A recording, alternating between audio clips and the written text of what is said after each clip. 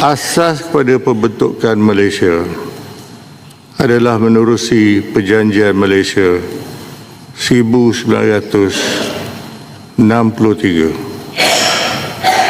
Ianya telah menyatukan tanah Melayu, Sabah dan Sarawak sebagai sebuah negara.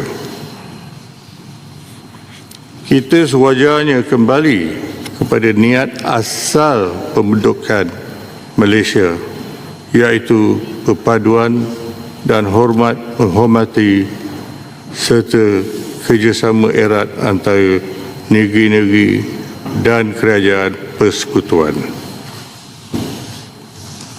Yang berhormat sekalian, hendaklah lebih berhati-hati supaya tidak menghasut sampai wujud ketegangan antara wilayah.